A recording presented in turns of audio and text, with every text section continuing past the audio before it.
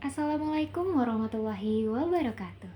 Halo semuanya, pada kesempatan kali ini kita akan membahas mengenai materi statistika kelas 12 SMA semester ganjil kurikulum merdeka. Fokus materi kita pada kali ini adalah penyajian data dengan histogram dan OGIF.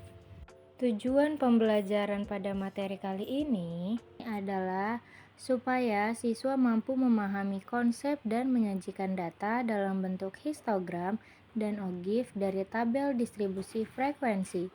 Kemudian, siswa dapat menginterpretasikan dan menganalisis data yang disajikan, lalu mengkomunikasikan hasilnya secara tepat. Sudah tahukah kamu apa itu histogram? Histogram adalah penyajian distribusi frekuensi menggunakan diagram batang tegak yang berdampingan atau berhimpitan. Sumbu datar pada histogram menyatakan kelas interval, sedangkan sumbu tegak menyatakan frekuensi. Batas kelas interval merupakan tepi atas dan tepi bawah. Untuk mencari tepi bawah, batas bawah dikurang dengan 0,5. Dan untuk mencari tepi atas, batas atas ditambah dengan 0,5. Jadi, bagaimana cara menyajikan data dalam bentuk histogram? Langkah pertama, sajikan data dalam bentuk tabel distribusi frekuensi seperti contoh berikut ini. Langkah kedua, tentukan tepi atas dan tepi bawah. Untuk kelas pertama, batas bawahnya 30, maka tepi bawah 30 dikurang 0,5 sama dengan 29,5. Dan batas atasnya 39, maka tepi atas 39 ditambah 0,5 sama dengan 39,5. Maka akan kita dapatkan tabel distribusi frekuensi seperti berikut. Langkah yang ketiga, membuat sumbu horizontal untuk menyatakan nilai atau interval. Kemudian membuat sumbu vertikal untuk menyatakan frekuensi. Langkah keempat, kita mulai menyusun data yang sudah kita dapatkan, mulai dari tepi bawah dan tepi atas, dalam bentuk persegi panjang pada sumbu yang sudah dibuat. Maka akan didapatkan histogram seperti pada gambar berikut ini. Baik, selanjutnya kita akan ke pembahasan penyajian data dalam bentuk OGIF.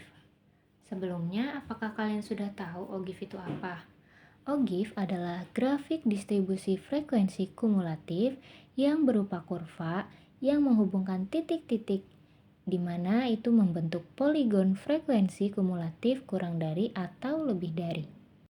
Tabel distribusi frekuensi kumulatif diperoleh dari tabel distribusi biasa.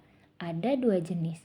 Yang pertama distribusi frekuensi kumulatif kurang dari, di mana ini didapat dari tepi atas, dan yang kedua distribusi frekuensi kumulatif lebih dari yang didapat dari tepi bawah.